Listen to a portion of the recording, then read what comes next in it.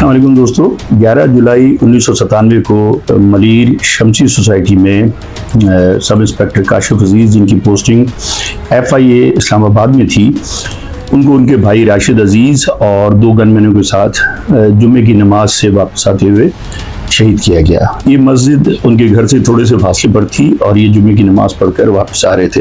ये जो हमला था ये कोई आम उन हमलों में से नहीं था, वो टारगेट किलिंग नहीं थी जो कि उस ज़माने में पुलिस अफसरान की टारगेट किलिंग हो रही थी, उनमें से नहीं था। ये थोड़ा सा मुख्तलिफ था और इसके पीछे एक स्टोरी थी और वो स्टोरी शुरू होती है 1995 में, जब MQM के हाई प्रोफाइल एक मिलिटेंट थे फारूक दादा।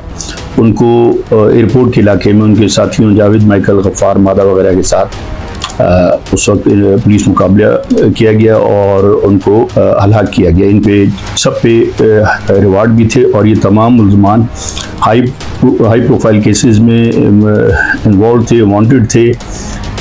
लेकिन इस केस को आप इस तरीके से भी कह सकते हैं कि पुलिस का दावा था कि ये एक जेन्युइन इनकाउंटर था, जबकि फारूक दादा की फैमिली और जो लोग मारे गए उनकी तमाम की फैमिली लवाकीन, उनका दावा था कि ये इनको गार्डन के इलाके से गिरफ्तार किया गया और एयरपोर्ट के इलाके में पुलिस मुकाबला किया गया।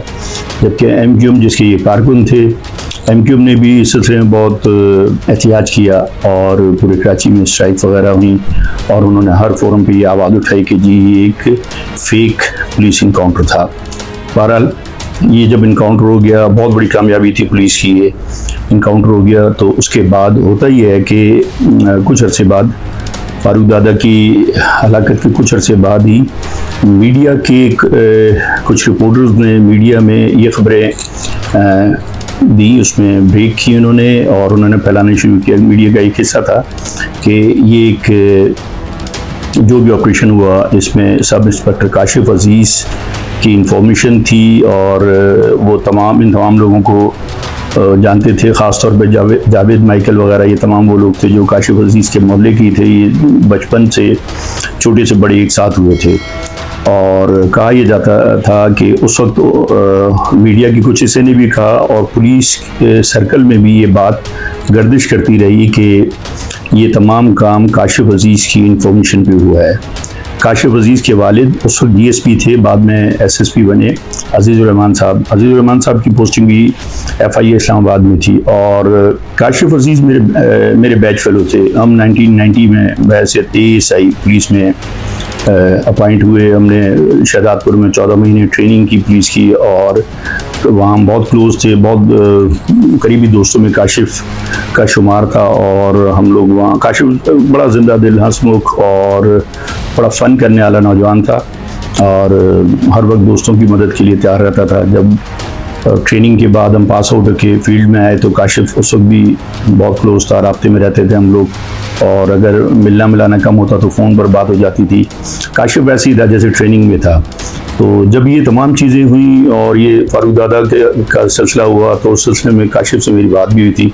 तो काशिफ ने ये कहा कि जी ये इल्ज़ाम है, मेरा इससे कोई ताल्लुक़ नहीं है और ये मेरे पीछे कोई ना कोई लगा रहता है। बहरहाल काशिफ को इस सिलसिले में जब फिर इसका फारूक दादा की हलाकत का बदला लेने के लिए MQM के मिलिटेंट विंग ने 11 जुलाई 1997 को शहीद किया शमसी सोसाइटी में। इस सिलसिले में काशिफ के वालिद उन्होंने भरपूर पैरवी की और मुल्ज़मान को गिरफ्तार करवाने की कोशिश की और पकड़े भी गए। 2 सोहेल कमांडो और इफ्तिखार पट्टन पकड़े भी गए, लेकिन उन्होंने जितनी कोशिश की और बेपनाह कोशिश की, खुद भी अपने ज़राए से भी कानूनी तौर पर हर मुमकिन तरीके से उन्होंने कोशिश की, लेकिन आपको पता है जनरल परवेज़ मुशर्रफ की हुकूमत थी और MQM अपनी पीक पे थी। तो उस सिलसिले में बहुत मुश्किल था कि मुल्ज़मान पकड़े जाते, उनको सज़ाएँ दी जाती। बहरहाल काशिफ अजीज़ के शहादत के ठीक 10 साल बाद काशिफ के वालिद SSP अजीज़ुर रहमान साहब के न्यू कराची इंडस्ट्रियल एरिया के इलाके में वो भी जुम्मे की नमाज अदा करके वहाँ उन्होंने एक मस्जिद तामीर करवाई थी और हर जुम्मे को उस मस्जिद में नमाज अदा करते थे और ये उनका एक बाकायदगी से ये हर जुम्मे को उनका आना जाना रहता था। वो जब जुम्मे की नमाज अदा करके आ रहे थे तो उनको भी बिल्कुल उसी स्टाइल में मिलिटेंट ने उनको घेर के उनकी गाड़ी पे, उनके साथ गनमैन ड्राइवर भी थे, लेकिन उनको एक एम्बुश में शहीद कर दिया गया अपने गनमैन के साथ। और उस केस की मुल्ज़मान भी आज तक गिरफ्तार नहीं हो सके, क्योंकि उनके साहबजादे आज SSP सिटी हैं कराची में, और आरिफ अजीज़, और उन्होंने भी बड़ी कोशिश की, सब कुछ की कानूनी, लेकिन उन्होंने तमाम जो कानूनी रास्ते हैं वो अख्तियार किए हैं। काशिफ पर जो हमला हुआ था 97 में, उसमें मुल्ज़मान नामज़द किए गए थे, और अज़ीज़ुर रहमान साहब ने, काशिफ के वालिद ने तमाम मुल्ज़मान को नामज़द किया था, जिसमें सिविल कमांडो और दूसरे तारिक चैम्बर और कुछ और लोग थे उसमें, जो कि जाने पहचाने थे, उसी एरिया के थे, और उनको हर कोई जानता था। बहरहाल जब सिविल कमांडो पकड़ा जाता है और उसके बाद इफ्तिखार पट्टन पकड़ा गया, कुछ और मुल्ज़मान गिरफ्तार हुए, उन्होंने इंटरोगेशन में तमाम केस खोल के रख दिया। उन्होंने बताया किस तरीके से उन्होंने की, किस तरीके से उन्होंने अरेंज किया पूरा लड़कों का एक ग्रुप टारगेट किलर्स का। और ये वो लड़के थे जो कि उनकी अपनी इंटरोगेशन के मुताबिक उसमें उन्होंने इंकशाफात किए कि उन्होंने किस तरीके से इंडिया जाके ट्रेनिंग की, दहशतगर्दी की, छोटे बड़े वेपन चलाने की, एक्सप्लोजिव यूज़ करने की, और उसमें बहुत सी इनको हर किस्म की ट्रेनिंग दी गई उस वक्त। और जब उन्होंने ये काम किया, इसके अलावा बहुत सारे उनके हाई प्रोफाइल केसेस भी उन्होंने किए, लेकिन ये केस ऐसा था जो कि प्योर उन्होंने फारूक दादा की मौत का बदला लेने के लिए उन्होंने किया था। और सिविल कमांडो पर बहुत से केसेस थे, आज वो केसेस में बरी होके बाहर है, और दूसरे तमाम मुल्ज़मान भी केसेस से बरी हो चुके हैं। लेकिन बहरहाल जो था कानूनी एक रास्ता इख्तियार किया था काशिफ अजीज़ की फैमिली ने, और वो समझते हैं कि उनको इंसाफ नहीं मिला। मेरा नाम आरिफ अजीज़ है, और आजकल मैं बहैसियत SSP सिटी कराची के काम कर रहा हूँ यहाँ पर। मेरा करियर ऐसे शुरू हुआ कि मैं यूक्रेन गया पढ़ने के लिए, वहाँ पर मैंने BE केमिकल किया वहाँ से, और यही सोच के इंसान पढ़ने के लिए जाता है कि मैंने इसी सिक्योरिटी में अपनी जॉब करनी है। यही आपका तकरीबन जब मेरे ऑलमोस्ट एजुकेशन मेरी कंप्लीट होने वाली थी, तो एक इंसिडेंट हुआ मेरे घर में। वो ये हुआ कि मेरे 2 भाइयों को शहीद कर दिया गया, और ये वाक़या है 11 जुलाई 1997 का। जो मेरे बड़े भाई थे काशिफ अजीज़, वो पुलिस में सब इंस्पेक्टर थे, और रिसेंट उनकी प्रमोशन एज इंस्पेक्टर होने वाली थी। उन दिनों में FIA में सर्व कर रहे थे, वैसे वो सिंध पुलिस के थे। और एक भाई मेरा जो है वो इंटर में था, राशिद अजीज़, वो अपने एक ड्राइवर और गनमैन के साथ जुमे की नमाज़ पढ़ने के लिए शमसी मस्जिद हमारे घर से करीब रफ़ायम सोसाइटी जो अल-फलाह का एरिया, वहाँ पर नमाज के लिए गए। वहाँ से नमाज पढ़ के निकले तो दहशतगर्दों ने उनको शहीद कर। अब वो शहादत उनकी जो थी वो हमारे लिए भी एक बड़ी क़यामत से कम नहीं थी। एक मैं यहाँ नहीं था, मगर मैं उसको महसूस आज भी कर सकता हूँ, क्योंकि मैंने अपनी माँ को देखा, फिर घर वालों को देखा, तो वो ऑन द स्पॉट अगर मैं नहीं भी था तो मैंने उसको महसूस ज़रूर कर सकता हूँ। जवान 2 बेटे, भाई मेरा जो था छोटा वाला वो तो इंटर में था, काशिफ भाई की भी इतनी एज नहीं थी। रिसेंट 91 में तो ASI अपॉइंट हुए थे, 90 की जी आपके 90 के बैच के थे जी। तो ये एक वजह बनी मेरी पुलिस में आ जाने की। मेरी अपॉइंटमेंट की गई पुलिस में, फिर मैंने सिंध पब्लिक सर्विस कमीशन का एग्ज़ाम दिया, और उन्होंने मुझे प्रायोरिटी भी दी एज शहीद। और फिर 99 से मैंने फिर अपनी पुलिस सर्विस का स्टार्ट किया। मैंने उसको ज्वाइन करने के बाद 99 के बाद से फिर मुख्तलिफ जगहों पर पोस्टिंग रही मेरी। सजावल रही, टंडोजाम रही, कराची में मुख्तलिफ इलाके में रहे, CTD, CIA, स्पेशल ब्रांच, मुख्तलिफ जगहों पे नौकरी की वहाँ पर। और ऑलमोस्ट कोई टेन्योर रहा, किसी का 2 साल रहा, किसी का 2.5 साल रहा, किसी का 1 साल से ऊपर रहा। ये टोटल मेरी सर्विस चलती रही। एंटी इंक्रोचमेंट में भी रहा, तकरीबन 2.5 साल रहा वहाँ पर। तो ये सर्विस करते करते फिर मेरा पिछला एक टेन्योर मैंने SSP सिटी रहा, फिर इलेक्शन में रीशफलिंग आती है उसमें मैं SSP इंटेलिजेंस रहा, अभी दोबारा मेरी पोस्टिंग SSP सिटी की हुई है। अब 1997 की जो मैं आपसे अगर जिक्र करूं तो 1997 में एक अजीब हालात थे। वो दहशतगर्दी रूज के ऊपर हर पार्टी अपनी एक कह सकते कि जंगल का कानून बना के बैठी हुई थी। उसी तरीके से यहाँ पर भी कराची की एक जमात थी जो ओन करती थी कि कराची हमारा है। उनका मकसद ही यही था कि बस हम कराची को ओन करते हैं तो हम उन लोगों को पसंद करेंगे जो हमें अच्छे लगेंगे। जिन लोगों को वो ये समझते थे कि ये इज्जतदार लोग हैं, कोई माशरे में उनका मकाम है, वो उनको नहीं चाहिए थे। वो किसी जबान किसी नस्ल से हट के वो नफरत करते थे किसी से भी, चाहे वो माजिर हो, चाहे वो सिंधी हो, चाहे वो पठान हो, चाहे वो बलोच हो। उनको अच्छा नहीं लगता तो उसको उन्होंने दुनिया से मिटा देना, उनका ये एक प्लान। फादर मेरे पुलिस में थे, एज इंस्पेक्टर थे उस वक्त, अल्लाह ने बहुत इज्जत दी थी, लोग जानते थे। भाई था मेरा जो ASI अपॉइंट हुए, सब इंस्पेक्टर हुए उसी रकायम सोसाइटी में, जहाँ बहुत बड़ी कम्युनिटी हमारी अपनी खुद की रहती थी, वो सारे रहते थे। बहुत अच्छे हालात थे, सारी चीज़ें अच्छी थी, अपनी जॉब करना सारी चीज़, मगर मकाम था उनका। तो उस पार्टी को वो मकाम वाले लोग अच्छे नहीं लगते, जैसे मैंने आपको बताया। तो उनका मकसद ही यही होता है कि इनको मार दो। और इसी तरीके से उन्होंने कई जो उर्दू स्पीकिंग्स भी थे, क्योंकि मैं खुद उर्दू स्पीकिंग हूँ, कई ऐसे उर्दू स्पीकिंग घराने थे जिनमें उन्होंने तबाहियाँ कर दी, लोगों को मार दिया, किसी के बाप को, किसी के बेटे को, किसी के शौहर को। ये उनका एक मकसद रहा हमेशा से। वही कड़ी मेरे भाइयों के साथ भी हुई। वही कड़ी अगर मैं आपसे बताऊं तो मेरे भाइयों का जो वाकया हुआ वो 1997 में हुआ। ये वाकया एक तो वाकया हुआ 1997 को, लेकिन ये उससे अगर कुछ थोड़ा सा अरसा पीछे जाएं तो फारूक दादा का इनकाउंटर होता है एयरपोर्ट के इलाके में, जिसमें फारूक दादा पुलिस के साथ मुकाबले में मारा जाता है। उसके बाद से असल दास्तान शुरू हुई। जो उस वक्त पुलिस ऑफिसर थे अजीज साहब, उनके साहबजादे काशिफ और उनके साथ उनके भाई थे, जो उनका फिर 1997 में मर्डर होता है, जो कि अपने ही इलाके की मस्जिद में नमाज पढ़ने गए थे, जुमे की नमाज, और उसके बाद वहाँ से निकले और मुलजिमान ने घात लगाकर उन पर हमला किया। उसके बाद अजीज़ साहब ने अपने ही मुदय्यद में अपने बेटे के कातलों के खिलाफ मुकदमा दर्ज कराया। और इसमें जो एक बड़ी बात ये थी कि ये नामालूम के खिलाफ नहीं था, ये मुकदमा मालूम के खिलाफ था, मुलजिमान के, और उनको नॉमिनेट किया गया था, जिसमें आसिफ, पप्पू और बिट्टन और इस तरह के 5 से 6 मुलजिमान थे जिनको नॉमिनेट किया गया।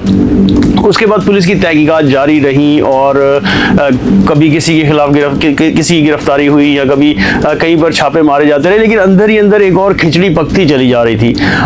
अजीज साहब जो पुलिस अफसर थे, उनके बेटे भी मारे जा चुके थे, वो खुद भी अताब में आ चुके थे, उन पे मुख्तलिफ किस्म के इल्ज़ामात भी लगते जा रहे थे। लेकिन इसमें एक ऐसी बात है कि जो मैं समझता हूँ कि अजीब व गरीब बात थी कि डायरेक्टली इल्ज़ाम जो है फारूक दादा के मर्डर का या उसकी टिप का, उसकी इंफॉर्मेशन का, वो इस घराने पे लग गया।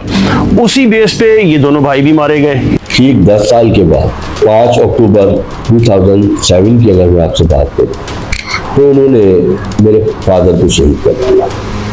मेरे फादर को रिटायर हुए कुछ 6 महीने या 8 महीने हुए थे, 1 साल भी नहीं हुआ था। तो उन्होंने अपने बेटों के नाम से उनके एहसान सवाब के लिए एक जामिया मस्जिद की प्राचीन मुस्लिम में चलाई। वहाँ जुमे की नमाज पढ़ते थे, हम भी जाते थे, वो भी जाते थे, सारी के सब। रमज़ान का महीना था, रोज़े का वक्त था, 22वां रोज़ा था, 23वीं शब की जुमे का दिन नमाज पढ़ के वो निकले। 27वीं शब की तैयारी की कि 27वीं शब उस दफ़ा, क्योंकि जिस साल उनकी शहादत हुई उस साल की सऊदिया में कोई वीज़ों का इशू आया था, कोई शॉर्ट कर दिए थे पाकिस्तान का वीज़ा। तो अनफॉर्चुनेटली उस साल वाली साहब का वीज़ा नहीं लगा।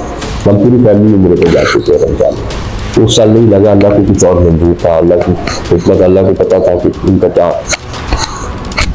तो उस साल जब वो उम्रे पे नहीं जा सके तो उन्होंने कहा कि 27वीं शब हम इसी मस्जिद में करेंगे और बहुत अच्छे तरीके से पूरा इंतज़ाम करके निकले।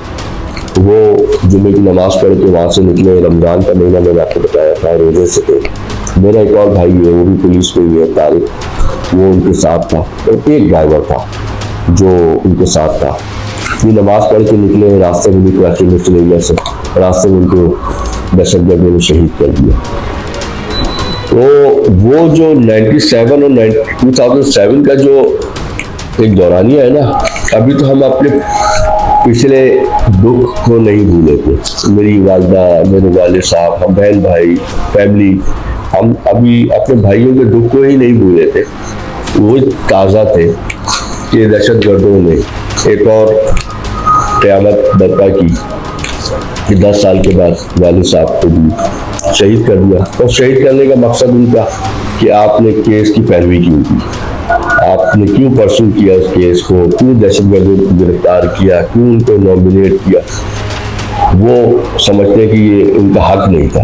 जबकि मेरे वाले साहब ने एक जो हिम्मत वाला काम, जो जिसको आप कह सकते हैं, शायद बहुत कम लोगों ने ये हिम्मत दिखाई जो उन दहशतगर्दों के खिलाफ खड़े हुए।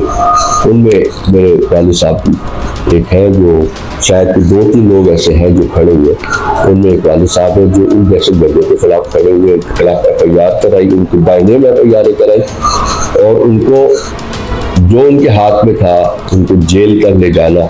बाकी तो सजा देना ना देना वो तो उनके हाथ में नहीं था, मगर उनको कैफे किरदार तक पहुंचाने तक उन्होंने बहुत किरदार। फिर उसके बाद ये मामला यहाँ पर थमा नहीं, क्योंकि अजीज साहब ने अपने बेटों के कत्ल का मुकदमा नॉमिनेट कराया था। तो उसके बाद फिर 1997 में 2 भाई शहीद हुए। उसके बाद 10 साल बाद 2007 में अजीज साहब जब रिटायर्ड हो चुके हुए थे और अपने रिटायरमेंट की ज़िंदगी गुजार रहे थे, एक मस्जिद उन्होंने न्यू कराची इंडस्ट्रियल एरिया में तामीर करवाई हुई थी अपने बेटों के नाम पर, और वहाँ पर हर जुमे जाते थे, उसके इंतजाम और दीगर चीज़ें वो देखते थे।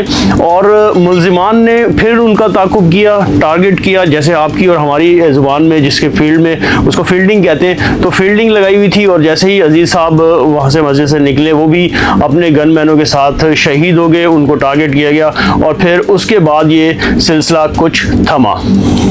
काशी वाले वाक़े में यही था, सुहेल कमांडो था, अलीम नूरा था, इफ्तिखार पटन था, और 2-3 और थे इस तरह से, ये सारे इन्वॉल्व थे। तो ये लोगों को, और ये FIR भी जो होती है वो बाय नेम FIR होती है। और इन्हीं लोगों को फिर बाद में गिरफ्तार भी किया। 1-2 नहीं भी गिरफ्तार हुए, वो शायद पाकिस्तान से कहीं बाहर चले गए। जैसे अलीम नूरा है, वो कहते पाकिस्तान से बहुत पहले, तब इस वाक़ये के बाद ही वो फरार हो गया। या तो वो इंडिया में है या किसी और अफ्रीका वगैरह में कहीं है। वो वाली साहब वाला वाक़या जो है ना, वो आज तक ये एक मुअम्मा ही है कि उनमें कौन कौन लोग थे। नॉमिनेट हो नहीं सकता था, हालात वो थे नहीं, वक्त उनका था जिन्होंने ये काम किया। तो हमें तो FIR कराने में ही बड़ी प्रॉब्लम आई कि कैसे FIR करानी है, किस तरह से करानी है, मगर वो अननोन थे हमारे लिए फ़कत। मगर वो नोन है। अगर अब वो लोग अगर अननोन है तो रीज़न अननोन नहीं है, रीज़न नोन है ना आपका, कि उनका मकसद यही था। 1-2 दफ़ा उन्होंने प्रेशराइज कराने की कोशिश भी की, मुफाहमत की भी कोशिश की कि जी हमसे गलती हो गई है, ये सारी चीज़ें माफ़ कर। जैसे माफ़ी वाली तो कोई बात की नहीं, मतलब सवाल ही नहीं करता होता है। जिसके 2 बेटे चले जाए तो वो कैसे किसी को माफ कर सकते। इसमें एक हैरत अंगेज़ बात ये भी बाद में सामने आई, जो फारूक दादा का मर्डर होता है, इनकाउंटर होता है, उसके बाद से फिर जो पुलिस ऑफिशियल थे उस वक्त के, चूँकि ये लॉबी बनी हुई थी और बड़ी अफसोसनाक अमल था कि उस जो एंटी लॉबी थी, उन्होंने जो उस वक्त की दहशतगर्द जमात थी, दहशतगर्द तंजीम थी, जिसको कि उस वक्त की MQM थी, लेकिन अब मौजूदा जिसको MQM लंदन कहेंगे, उनके कुछ लोगों से राब्ते, और उन्होंने फिर बाकायदा मीडिया पे आगे स्टेटमेंट दिए कि जी इस फारूक दादा के इनकाउंटर की टिप जो है वो राशिद ने दी थी, और जो राशिद अजीज़ थे, अजीज़ साहब के साहबजादे, वो उस वक्त FIA में मुलाजमत कर रहे थे। लेकिन जो इनके घर से जो चीज़ें मालूम होती हैं, या जो अजीज़ साहब की फैमिली से चीज़ें सामने आई कि उस वक्त जिस वक्त फारूक दादा इनकाउंटर होता है या ये सारी चीज़ें होती है, उस वक्त जो राशिद सब इंस्पेक्टर थे FIA में, उनकी पोस्टिंग इस्लामाबाद में थी, तो उन पर कैसे इल्ज़ाम लगा दिया गया? तो ये भी एक बड़ी साजिश समझी गई। और लेकिन जो कुछ भी हुआ, अगर उन पुलिस ऑफिशियल अजीज़ साहब की एंटी लॉबी के थे, अगर उनकी तरफ से ये भी कहा गया तो ये बड़ा एक गलत अमल था। आप भी एक तवील अरसे तक इस फोर्सेस में और ये सारी चीज़ें देखते हैं, या हम भी, कि जो सोर्स होती है, जैसे हम बहैसियत सहाफ़ी में अगर कोई सोर्स है तो मैं कभी उसको जाहिर नहीं करूँगा, ऐसे पुलिस भी अपनी सोर्स को कभी जाहिर नहीं करती। तो उस वक्त की जो एंटी लॉबी थी, उन्होंने दुश्मनी में या कैसे भी अगर उन्होंने ये किया तो बहुत बड़ा फेलियर था उस वक्त पुलिस के लिए। लेकिन मुझे बहुत सारे लोगों ने कहा कि अब पहले तुम्हारे भाइयों का वाकया हो गया, फिर तुम्हारे वालिद का वाकया हो गया, इस मुल्क से चले जाओ, छोड़ के चले जाओ, असाइलम ले लो, ये कर लो, वो कर लो। क्यों ले लो? कहाँ चले जाओ? क्या मौत वहाँ आनी है? यहाँ मौत नहीं आनी। मौत का टाइम तो बहक है ना, वो तो आएगी जहाँ भी आनी। यही रहे, यही आज भी है। जिस वक्त मौत आनी होगी आ जाएगी, डर के नहीं रहेंगे, हिम्मत के साथ रहेंगे, उन्हीं के सामने ही रहेंगे, जिसमें जो करना है आके करना।